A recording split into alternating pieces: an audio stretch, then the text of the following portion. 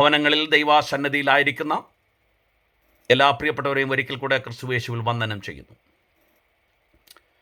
കഴിഞ്ഞ ദിവസങ്ങളിൽ നമ്മൾ പ്രാർത്ഥിച്ചു. പ്രിയ സഹോദരൻ്റെ മാതാപിതാക്കൾക്ക് ഭവനത്തിലേക്ക് മടങ്ങിപ്പോകുവാൻ അവസരമുണ്ടായി. നമുക്ക് ദൈവത്തോടെ പ്രാർത്ഥിക്കാം. തുടർന്നും പൂർണ്ണ ആരോഗ്യത്തിന് വേണ്ടി, നമ്മുടെ ഇടയിൽ കഷ്ടപ്പെടുന്ന രോഗികളായിരിക്കുന്ന പ്രിയപ്പെട്ടവർക്ക് വേണ്ടി, വാർദ്ധക്യത്തിലായിരിക്കുന്ന നമ്മുടെ സഹോദരന്മാർ, മാതാപിതാക്കൾ എന്നിവർക്ക് വേണ്ടിയും ദേശത്തിന് വേണ്ടിയൊക്കെ നമുക്ക് തുടർന്നും പ്രാർത്ഥിക്കാം. ദൈവമായ കർത്താവ് നമ്മെ സഹായിക്കുമാറാകട്ടെ. ഒരുപക്ഷേ അടുത്ത ആഴ്ച നമുക്ക് സാഹചര്യം മറിയുവാൻ സാധ്യതയുണ്ട്. അങ്ങനെയെങ്കിൽ നമുക്ക് മുഖാമുഖമായി സഭാകളിൽ വീണ്ടും സമ്മേളിക്കുവാൻ അവസരമുണ്ടാകും. അങ്ങനെ സംഭവിക്കുന്നില്ലെങ്കിൽ ഭവനങ്ങളിൽ കർത്താവിൻ്റെ സന്നിധിയിൽ പ്രാർത്ഥിച്ചും ദൈവേഷ്ടത്തിനായി നമ്മുടെ ജീവിതത്തെ സമർപ്പിച്ചും വളരെ പ്രത്യാശയോട് ജീവിതത്തിൽ മുൻപോട്ട് പോകാൻ ദൈവമായ കർത്താവ് നമ്മെ എല്ലാവരെയും സഹായിക്കുമാറാകട്ടെ. എത്രത്തോളം ജയകരമായി നമ്മെ വഴി നടത്തുകയും സന്തോഷം അനുഭവിപ്പാൻ ക്രിസ്തുയേശുവിൽ നമ്മെ പ്രാപ്തരാക്കുകയും സമാധാനത്തിൽ നമ്മുടെ ഹൃദയങ്ങളെ കാക്കുകയും ചെയ്യുന്ന ദൈവത്തിന് സ്തോത്രം. അവൻ്റെ തിരുനാമം വാഴ്ത്തപ്പെടുമാറാകട്ടെ. അല്പസമയത്തെ ചിന്തയ്ക്കായി നാം തുടർച്ചയായി ചിന്തിച്ചു കൊണ്ടിരിക്കുന്ന പത്രോസിൻ്റെ ലേഖനം, അതിൻ്റെ ഒന്നാമത്തെ ലേഖനം 4-ാം അധ്യായം 10-11 വാക്യങ്ങൾ വായിക്കുന്നു.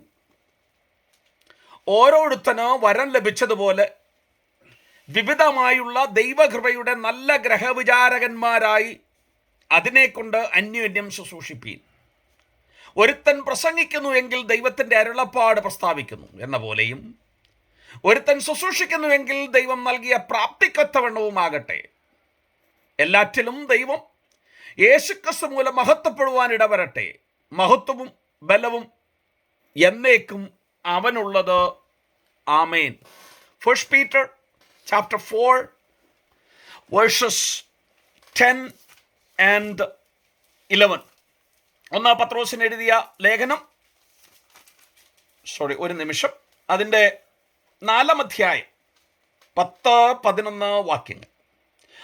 As each one has received a gift, minister it to one another as good stewards of the manifold grace of God. If anyone speaks, let him speak as the oracle of God. If anyone ministers, let him do it as it the ability which God supplies, that in all things God may be glorified through Jesus Christ, to whom belong the glory and the dominion forever and ever. Amen. ദൈവത്തിൻ്റെ ദാസനായ പത്രോസ് ആ ഭാഗം അവസാനിക്കുന്നത് അങ്ങനെയാകട്ടെ എന്നർത്ഥമുള്ള ആമേൻ എന്ന പദം ഉദ്ധരിച്ചുകൊണ്ടാണ്. താൻ രേഖപ്പെടുത്തിയിരിക്കുന്ന വസ്തുതകൾ അങ്ങനെ തന്നെ സംഭവിക്കട്ടെ, അങ്ങനെ തന്നെ ആയിരിക്കട്ടെ എന്നുള്ള സതുദ്ദേശത്തോട് ദൈവദാസൻ തൻ്റെ സന്ദേശം അവിടെ സമാപിപ്പിക്കുന്നു. കഴിഞ്ഞ ദിനങ്ങളിൽ നാം ചിന്തിച്ചിരുന്നത് ഈ ഭാഗത്തു നിന്ന് 7 മുതലുള്ള വാക്യങ്ങളിലാണ്. റെസ്പോൺസിബിൾ ക്രിസ്ത്യൻ ലിവിങ്, ഉത്തരവാദിത്വമുള്ള ക്രിസ്തീയ ജീവിതം. ഇവിടെ ഉത്തരവാദിത്വമുള്ള ക്രിസ്തീയ ജീവിതത്തിൻ്റെ ഭാഗമായി ദൈവം നമുക്ക് നൽകിയിരിക്കുന്ന കൃപാവരങ്ങളുടെ ശുശ്രൂഷയാണ് രേഖപ്പെടുത്തിയിരിക്കുന്നത്. Responsible Christian living with the ministry of our special spiritual gifts. ദൈവം നമുക്ക് ദാനമായി തന്നിരിക്കുന്ന ആത്മീയ വരങ്ങളെ കൊണ്ട് ശുശ്രൂഷ ചെയ്യുക. അതാണ് ഇവിടുത്തെ ഉത്തരവാദിത്വമുള്ള ക്രിസ്തീയ ജീവിതമായി ദൈവദാസനായ പത്രോസ് രേഖപ്പെടുത്തിയിരിക്കുന്നത്. എന്തിനാണ് ദൈവത്തിൻ്റെ പരിശുദ്ധാത്മാവിൻ്റെ കൃപകൾ തന്നിരിക്കുന്നത്, കൃപാവരങ്ങൾ? Why we have the gifts of the Holy Spirit? ഈ വസ്തുത നാം മുൻപോട്ട് ചിന്തിക്കുമ്പോൾ എന്തിനാ ദൈവം നൽകിയിരിക്കുന്നു എന്ന് നമുക്ക് മനസ്സിലാക്കുവാനായി കഴിയും. ഈ വേദഭാഗം ക്രിസ്തീയ വിശ്വാസികൾക്കുണ്ടായിരിക്കേണ്ട അടിസ്ഥാനമായി ഉണ്ടായിരിക്കേണ്ട സ്വഭാവ വിശേഷങ്ങൾ ചിലതാണ് ഇവിടെ രേഖപ്പെടുത്തിയിരിക്കുന്നത്. ക്രിസ്തീയ ജീവിതം, വിശ്വാസത്താലുള്ള ക്രിസ്തീയ ജീവിതം നമ്മുടെ ദൈനംദിന ജീവിതത്തിലെ പ്രതിസന്ധികളിൽ നിന്നും പ്രയാസങ്ങളിൽ നിന്നും അടർത്തി മാറ്റിയുള്ള ജീവിതമല്ല. നമ്മുടെ ക്രിസ്തീയ ജീവിതം പാപം വസിക്കുന്ന, പിശാചിനാൽ ഭരിക്കപ്പെടുന്ന, ലോക വ്യവസ്ഥിതി നിലനിൽക്കുന്ന രാജ്യങ്ങളിലാണ് നാം വിശ്വാസത്തിൽ ജീവിക്കുന്നത്. We live in a world ruled by the philosophies of Satan,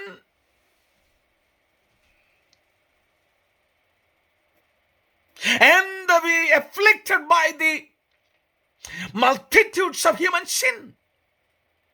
അവിടെയാണ് നമ്മുടെ വിശ്വാസ ജീവിതം നാം കഴിക്കുന്നത്. വിശ്വാസ ജീവിതം എന്ന് പറയുന്നത് it's not a mystical living on earth. ബബിൾസിൽ ജീവിക്കുന്ന ജീവിതമല്ല. ഓഫീസുകളൊക്കെ ക്യൂബിക്കിളുണ്ട്, ക്യാബിൻസ് എന്ന് പറയും. അതിനകത്താണ് ഓരോ ആളുകളെയും പ്രത്യേക ജോലികൾ ചെയ്യുന്നവർ ഇരിക്കുന്നത്. അങ്ങനെ ഒരു ജീവിതമല്ല വിശ്വാസ ജീവിതം എന്ന് പറയുന്നത്. We live in the world. ആ വേൾഡിൽ പാപനിമിത്തമുണ്ടായ എല്ലാ പ്രതിസന്ധികളുമുണ്ട്. അവിടെ നാം വിശ്വാസത്തിൽ വിശ്വാസികളായി ജീവിക്കണം. ക്രിസ്തീയ ജീവിതത്തിൽ രക്ഷ എന്ന് പറയുമ്പോൾ പാപക്ഷമ മാത്രമല്ല അർത്ഥമാക്കുന്നത്. When we say salvation, it doesn't simply mean forgiveness of sin. Salvation is a package. രക്ഷ എന്ന് പറയുന്നത് ഒരു പാക്കേജാണ്. അതിലൂടെ നമ്മെ ദൈവം വീണ്ടും ജനിപ്പിച്ച് നമ്മളിൽ ദൈവം തൻ്റെ പ്രവൃത്തി ആരംഭിക്കുന്നു. പുതുജീവനെ തന്ന് നമ്മളിൽ അവൻ്റെ പ്രവൃത്തി ആരംഭിക്കുന്നു. ഒരു പുതിയ സൃഷ്ടിയായി നമ്മെ അവൻ മാറ്റുന്നു. അങ്ങനെ നമ്മുടെ ജീവിതത്തിൽ ഒരു പുതിയ ജീവൻ, ആ ജീവനോടനുബന്ധിച്ച് a new order of life we receive from the Lord. ഒരു പുതിയ ജീവനും അതിനോടൊപ്പം പുതിയ ജീവിതം നയിക്കേണ്ടതിനുള്ള പ്രമാണങ്ങളും ദൈവം നമുക്ക് നൽകുന്നു. രക്ഷയിൽ നമ്മുടെ പാപം ക്ഷമിക്കപ്പെടുന്നു, അത് സത്യമാണ്. നാം മരണത്തിൽ നിന്നും അതിൻ്റെ പാപത്തിൻ്റെ കുറ്റത്തിൽ നിന്നും നിത്യമായി നാം അനുഭവിക്കേണ്ടിയിരുന്ന ശിക്ഷാവധിയിൽ നിന്നും വിടുവിക്കപ്പെട്ടവരാണ്. അപ്പോൾ തന്നെ നമ്മൾ വീണ്ടും ജനിച്ചവർക്ക് ദൈവവചന പ്രകാരം നമ്മളിൽ വ്യാപരിക്കുന്ന, നമ്മളിൽ വസിക്കുന്ന ദൈവത്തിൻ്റെ ആത്മാവിൽ നാം പുതിയ മനുഷ്യരായി തീർന്നത് കൊണ്ട് ആ വീണ്ടും ജനനം നമ്മളിൽ രൂപാന്തരപ്പെട്ട ഒരു ജീവിതവും നമ്മളിൽ ആവശ്യപ്പെടുന്നു. A transformation. Salvation affects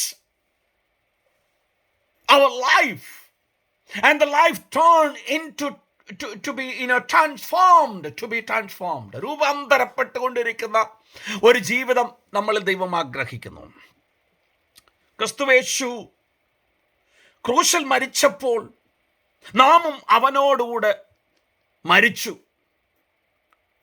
പൗലോസ് പറയുന്നത് അതുകൊണ്ട് എന്ത് ചെയ്യണം? നമ്മൾ ഇനിയും walk in the newness of life, ജീവന്റെ പുതുക്കത്തിൽ നടക്കണം. വീണ്ടും ജനനം എന്ന് പറയുന്നത് പലപ്പോഴും ഞാൻ പറഞ്ഞിട്ടുണ്ട്. നമ്മുടെ മരിച്ച ആത്മാവിന്റെ സ്ഥാനത്ത് ജീവനെ പകർന്ന് വീണ്ടും ജനിപ്പിക്കുന്നതാണ് നമ്മുടെ വീണ്ടും ജനനം എന്ന് പറയുന്നത്. വീണ്ടും ജനിച്ചവന്റെ ഉള്ളത്തിൽ, അവന്റെ ഹൃദയത്തിൽ പഴയ ആഗ്രഹങ്ങൾ എന്ന് പറയുന്നത് ഒരു ചരിത്രമായും പുതിയ ഓർഡർ ഓഫ് ലൈഫ് അവന്റെ ജീവിതത്തിന്റെ പ്രമാണമായി മാറണം. നമ്മളിൽ അവശേഷിക്കുന്ന ജഡത്തിന്റെ പ്രവൃത്തികളെ മരവിപ്പിച്ചുകൊണ്ട് ആത്മീക മനുഷ്യന്മാരായി ദൈവത്തിന് വേണ്ടി ജീവിക്കണം. അതാണ് കർത്താവ് നമ്മെക്കുറിച്ച് ആഗ്രഹിക്കുന്നത്. ആ ന്യൂ ലൈഫ് എന്ന് പറയുന്നത് ഇന്നത്തെ നമ്മുടെ ജീവിതത്തിന്റെ ഒരു പ്രധാന റിയാലിറ്റിയാണ്. It is a reality in our present life. It is not something that we are going to have in the future. Regeneration, justification, the fullness that we will have in the future. വീണ്ടും ജനനത്തിൻ്റെയും രക്ഷയുടെയും ആത്യന്തിക അനുഭവം ഭാവി കാലത്ത് നേടുമെങ്കിലും രക്ഷ എന്ന് പറയുന്നത്, പുതുജീവൻ എന്ന് പറയുന്ന ഇന്നത്തെ ഒരു റിയാലിറ്റിയാണ്. അതുകൊണ്ട് വീണ്ടും ജനനം നമ്മളെ രൂപാന്തരപ്പെട്ട ജീവിതത്തിലേക്ക് നയിക്കണം. Regeneration has to lead into a new order of life based upon God. ദൈവത്തിൽ അടിസ്ഥാനപ്പെട്ട പുതുജീവിതത്തിലേക്ക് നമ്മെ നയിക്കണം. അപ്പോസ്തലനായ നമ്മുടെ കുഞ്ഞുങ്ങൾ സാക്ഷി പറഞ്ഞപ്പോൾ ഉദ്ധരിച്ചു, വിശ്വാസമില്ലാത്ത പ്രവൃത്തി, ഫലമില്ലാത്ത പ്രവൃത്തിയില്ലാത്ത വിശ്വാസം നിർജീവമാണെന്ന്. A faith that does not have a fruits, good works to substantiate, is a dead faith. യാക്കോബ് അപ്പോസ്തലൻ അതാ പഠിപ്പിക്കുന്നത്.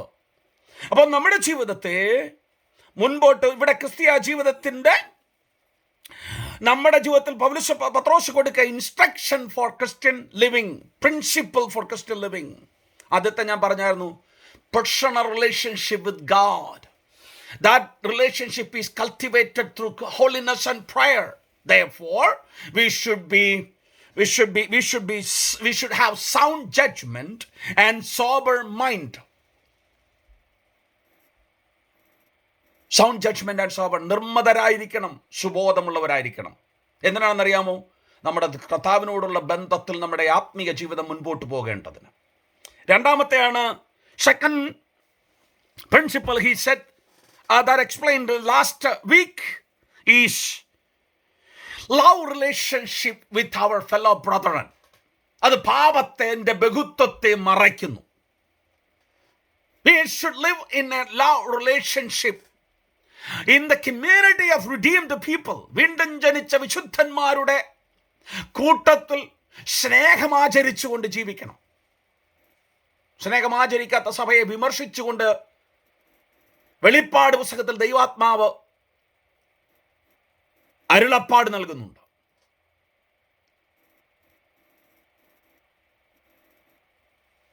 ആദിമസഭയുടെ ചരിത്രത്തിലേക്ക് നാം കടക്കുമ്പോൾ ഏക മനസ്സും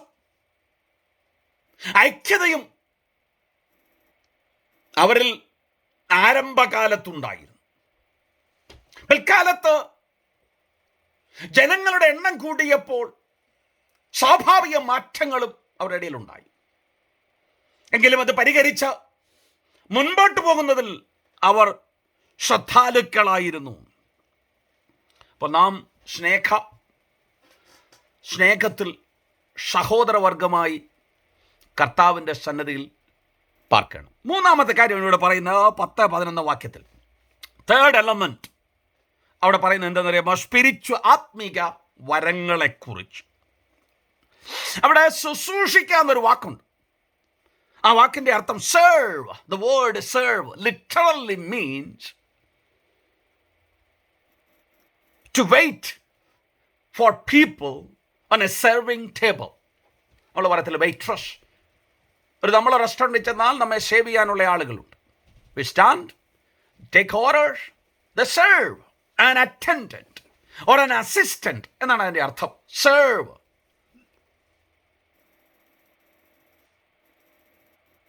ഡീക്കൻസ്, ഗ്രീക്കിൽ diakonos എന്ന വാക്കാണ് ഉപയോഗിച്ചിരിക്കുന്നത്. അതിൻ്റെ അർത്ഥം അതാ, സെർവ് ചെയ്യുക, സേവിക്കുവാൻ. നമുക്ക് ദൈവം നൽകിയിരിക്കുന്ന ആത്മാവിൻ്റെ വരങ്ങൾ കൊണ്ട് സേവിക്കണം ദൈവജനത്തെ. അത് പത്രോസ് പറയുന്നത് ദൈവത്തിൻ്റെ നാമത്തിന് മഹത്വമാണെന്ന്. That's what we serve. While we serve our brothers and sisters with our gifts, we bring honor and glory to God.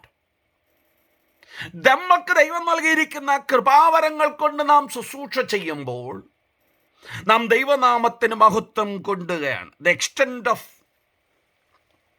The gift. ഈ ഗിഫ്റ്റിൻ്റെ വ്യാപ്തിയെക്കുറിച്ച് പറയുകയാണെങ്കിൽ ആദ്യം വായിക്കുന്നത്, each one has received a spiritual gift. എല്ലാവരും, each one has a spiritual gift. എല്ലാ ദൈവജനത്തിനും ക്രിസ്തുവിൻ്റെ ശരീരത്തോട് വീണ്ടും ജനനത്താൽ അംഗമായി തീർന്ന എല്ലാ ദൈവമക്കൾക്ക്, every believer who is a part of the body of Christ has a gift. ഒരു ആത്മവരം ഉണ്ടായിരിക്കും, കുറഞ്ഞ പക്ഷം. അത് നാം മനസ്സിലാക്കിയിരിക്കണം. ഇതിനെ വസ്തുതകളെക്കുറിച്ച് കൂടുതൽ വിവരം അറിയുവാൻ 1 കൊരിന്ത്യർക്കെഴുതിയ ലേഖനം 12-ാം അധ്യായവും റോമാലേഖനം 12-ാം അധ്യായവും നാം വായിച്ചാൽ ഇതിനോടുള്ള വസ്തുതകൾ നമുക്ക് മനസ്സിലാക്കുവാനായി കഴിയും. 12-ാം അധ്യായത്തിൽ 1-ാം വാക്യത്തിൽ പൗലോസ് പറയുന്നത് നൗ കൺസേണിംഗ് സ്പിരിച്വൽ ഗിഫ്റ്റ്, ആത്മിക വരങ്ങളെ കുറിച്ച്. 4-ാം വാക്യത്തിൽ പറയുക there are various gifts, വിവിധ കൃപാവരങ്ങൾ ഉണ്ട്. 7-ാം വാക്യത്തിൽ പറയാം to each one is given the manifestation of the spirit for the common good, പൊതുപ്രയോജനത്തിനായി നൽകപ്പെട്ടിരിക്കുന്നു എന്ന് പൗലോസ് 1 കൊരിന്ത്യ ലേഖനം 12-ാം വാക്യത്തിൽ വായിക്കുന്നു. 11-ാമത്തെ വാക്യത്തിൽ അതേ അധ്യായത്തിൽ പറയുന്നത് but one and the same spirit, holy spirit works all those things, distributing each one individually just as he wills. ദൈവത്തിന്റെ പരിശുദ്ധാത്മാവ് ആഗ്രഹിക്കുന്നത് പോലെ ഓരോ മനുഷ്യർക്കും അവന്റെ ഇച്ഛപ്രകാരം കൃപാവരം നൽകുന്നു. അവിടെ ദൈവത്തിന്റെ ആത്മാവിന്റെ ഇച്ഛയാണ്. അവനാണ് നമ്മെ ക്രിസ്തുവിന്റെ ശരീരത്തോട് ചേർക്കുന്നത്. ആ ശരീരത്തിൽ ഏത് അവയവമായി നിങ്ങളും ഞാനും ആയിരിക്കണമെന്ന് നിശ്ചയിക്കുന്നത് നാമല്ല. It is not we but God decide which organ member you to be in the body. നമ്മളാരും നിശ്ചയിച്ചല്ല കൈ ഇവിടെ കൈ ആയിരിക്കണമെന്ന്. ഇറ്റ് ഈസ് ഗാഡ് എന്ന് പറഞ്ഞ പോലെ തന്നെയാണ് ദൈവത്തിന്റെ ദാസൻ പറയുന്നത്. അവിടുന്ന് തുടർന്ന് പറയാം, പൗലോസ് അപ്പോസ്തലൻ അവിടെ ഒരു ശരീരത്തിന് വിവിധ അവയവങ്ങൾ ഉള്ളതുപോലെ ക്രിസ്തുയേശുവിന്റെ സഭയെ ആലങ്കാരികമായി ഒരു ശരീരത്തോടാണ് ഉപമിച്ചിരിക്കുന്നത്. In analogy Paul used the church as a human body with different organs. അവിടെയാണ് ദൈവത്തിന്റെ പരിശുദ്ധാത്മാവ് നമ്മെ സഹായിക്കുന്നത്. എല്ലാ ശരീര അവയവങ്ങൾക്കും ഒരു ഫംഗ്ഷൻ ഉണ്ട്. Each body organ has a function. അതുപോലെ ദൈവസഭയിൽ അംഗമാകുന്ന എല്ലാ വിശ്വാസികൾക്കും അതിലൊരു പ്രവൃത്തിയുണ്ട്. ദൈവത്തിന്റെ പരിശുദ്ധാത്മാവിന്റെ വിവേചനത്തിലാണ് അത് നമുക്ക് നൽകുന്നത്, നമ്മുടെ ആരുടെയും ഇഷ്ടത്തിനനുസരിച്ചല്ല.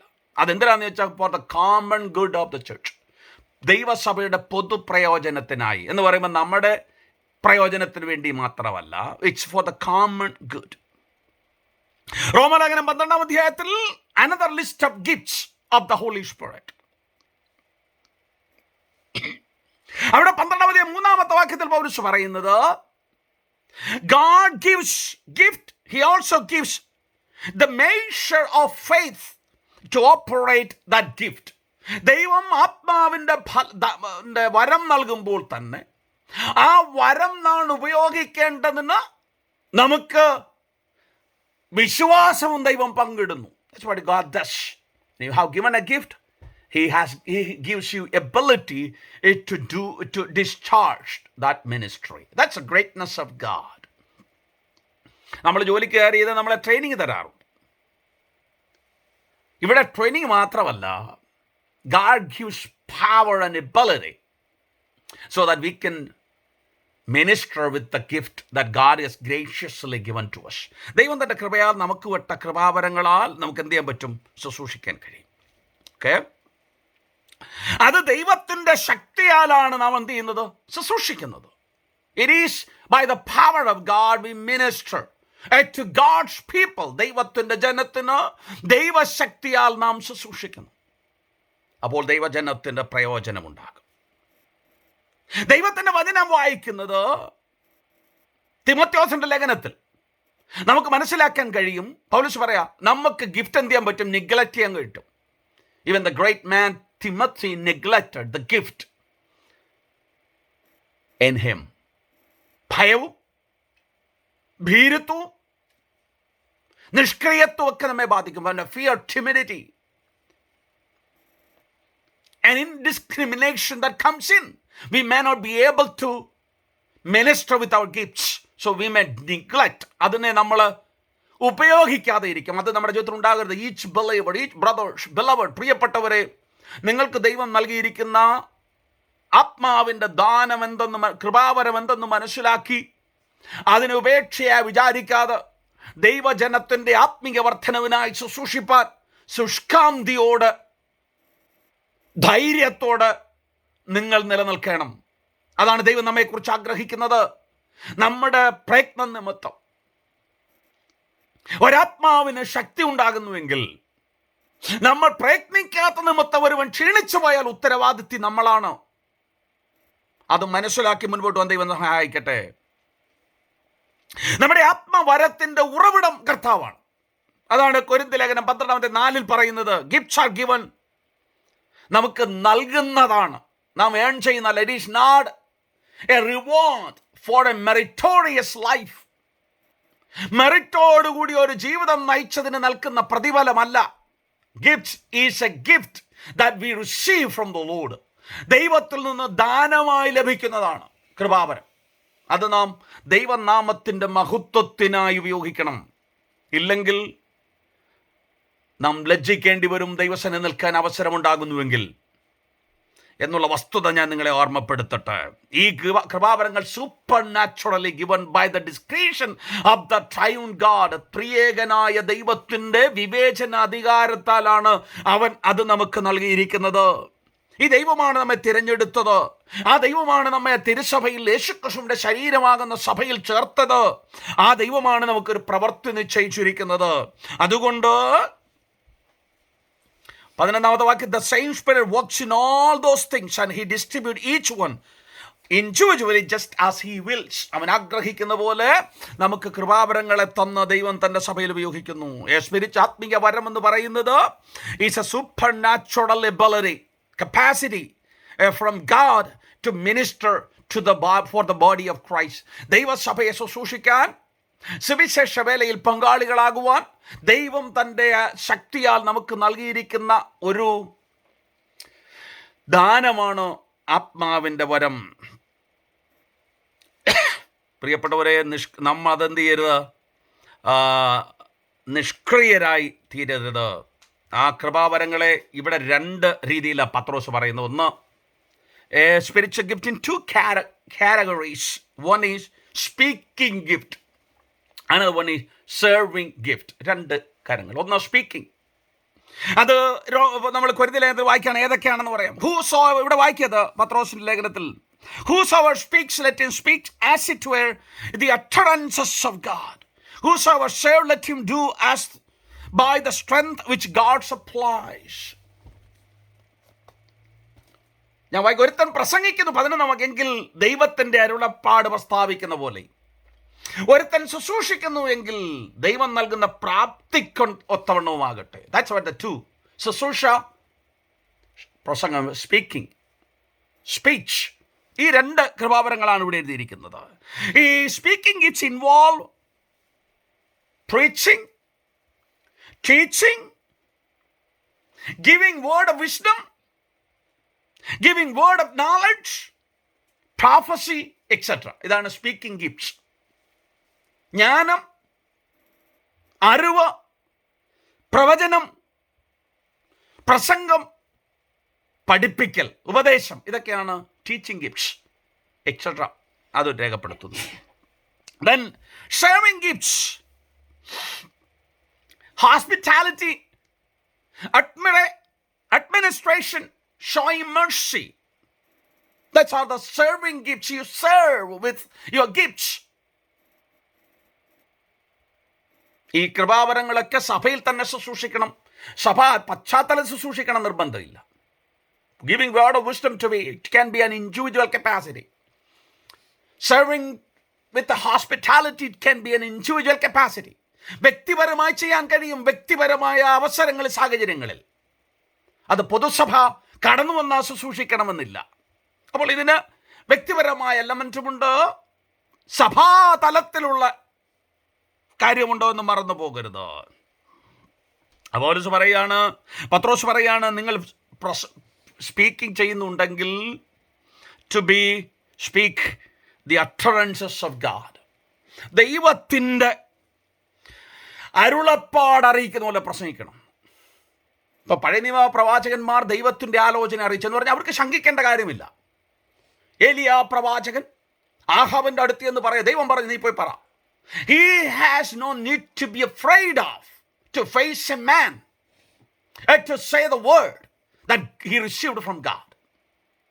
ബഹുമാനത്തോടെ വേണം. അധികാരത്തെയും പദവിയെയും ധിക്കരിക്കാനൊന്നും നമുക്ക് ധാർമ്മിക അവകാശമില്ല.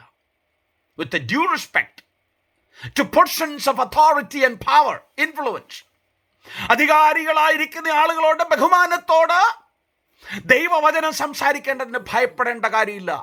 Even if he is A king. അതാണ് പറയുന്നത്, അട്ടറൻസ് ഓഫ് ദൈവത്തിൻ്റെ സന്ദേശം അറിയിക്കുകയാണ്. നിങ്ങൾക്ക് ഒഫീഷ്യൽ ഡ്യൂട്ടിയിൽ ഒരു സന്ദേശം കിട്ടിയാൽ അത് ഉത്തരവാദിത്തപ്പെട്ടവരെ അറിയിച്ചില്ലെങ്കിൽ you will be fired. It is a neglect of duty, failure. അതൊരു പരാജയമാണ്.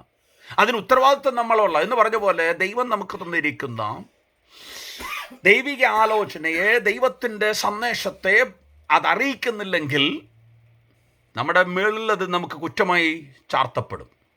അതുകൊണ്ട് അത് ഒഴിവാക്കുവാൻ നാം മനസ്സിലാക്കിയിരിക്കണം. Whenever we speak, നമുക്കുള്ള സ്പീക്കിംഗ് ഗിഫ്റ്റ്സ് അത് സത്യം പറയുവാൻ നമുക്ക് we must speak the truth of God. ദൈവത്തിൻ്റെ സത്യമാണ് നാം പറയുന്നത്, നോട്ട് അവർ ഓൺ ഐഡിയാസ്. നമ്മുടെ അഭിപ്രായങ്ങളല്ല, ഒപ്പീനിയൻസ് അല്ല. നമ്മുടെ അഭിപ്രായങ്ങളും ഒപ്പീനിയൻസും ഒക്കെ എല്ലാത്തിനും ബാധകമാണ് എക്സെപ്റ്റ് ഗാഡ്സ് വേർഡ്. അതിന് നമ്മുടെ ഒപ്പീനിയനോ അഭിപ്രായത്തിനോ സാധ്യതയില്ല. കാരണം ദൈവം എന്താ അരുളി ചെയ്തത് പഠിക്കുക, അത് പഠിപ്പിക്കുക. That's what it is. We may fail sudden place. നമ്മൾ മനസ്സ് തെറ്റിപ്പോകാൻ സാധ്യതയുണ്ട്. കാരണം we have no the power of infallibility. We do not have. We are not infallible. അതുകൊണ്ട് തെറ്റാൻ സാധ്യതയുണ്ട്. എന്നാൽ നാം മനഃപൂർവ്വമായി അതിനെ തെറ്റിപ്പാനിടയായി തീരരുത്. Then the serving gifts, we serve with the capacity that God supplies. അതാണ് അതിൻ്റെ പ്രധാനം. എനിക്ക് നിങ്ങൾക്ക് സ്വാഭാവികമായി ചെയ്യാൻ കഴിയില്ല. കരുണ കാണിപ്പാൻ ചിലപ്പോൾ സാധിച്ചു എന്ന് വരത്തില്ല. നമ്മളൊക്കെ മനുഷ്യരാണ്. അതിഥികളെ സ്വീകരിപ്പാൻ സാധിച്ചു എന്ന് വരില്ല. അപ്പോൾ പൗലോസ് ദൈവത്തിൻ്റെ ദാസൻ പറയാം, അത് ദൈവത്തിൻ്റെ ശക്തിയാലാണ് ചെയ്യുന്നത്. That means something different than the normal hospitable people. സാധാരണ ഹോസ്പിറ്റാലിറ്റി കാണിക്കുന്നത് മനുഷ്യരിൽ നിന്ന് വ്യത്യസ്തമായ ഒരു hospitality nature we will have. We serve without any grudge in our heart. പിണക്കം കൂടാതെ നാം സേവിക്കുന്നവരാകണം. ദൈവം നമ്മെക്കുറിച്ച് ആഗ്രഹിക്കുന്നതാണ്. ദൈവത്തിൻ്റെ പ്രമാണങ്ങൾ നമുക്ക് എന്നാണ്. നാം ഉപേക്ഷയെ വിചാരിച്ചാൽ അത് തീർച്ചയായും നമ്മുടെ ആത്മീയ ജീവിതത്തിന് അത് പ്രയാസം വരുത്തും. എന്നാൽ അത് ശ്രദ്ധയോടെ ചെയ്യുവാൻ ദൈവത്തിൻ്റെ ആത്മാവ് സഹായിക്കട്ടെ.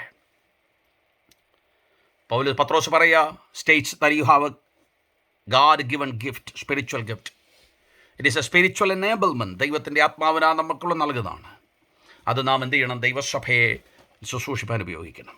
എന്നിട്ട് പറയാം, as a good steward discharges his obligation. അരമുറുക്കി യജമാനൻ്റെ ഇഷ്ടം ചെയ്യുവാൻ സദാ ജാഗരൂകനായിരിക്കുന്ന ഒരു ദാസനെ പോലെ ദൈവം തന്നിരിക്കുന്ന കൃപാവരം ദൈവത്തിൻ്റെ നാമത്തിന് മഹത്വത്തിനായി ശുശ്രൂഷിപ്പാൻ നാം ശ്രദ്ധാലുക്കളായിരിക്കണം എന്ന വാക്ക് ഓർമ്മിപ്പിച്ചുകൊണ്ട് ഞാൻ എൻ്റെ വാക്കുകളെ ഇവിടെ നിർത്തുന്നു.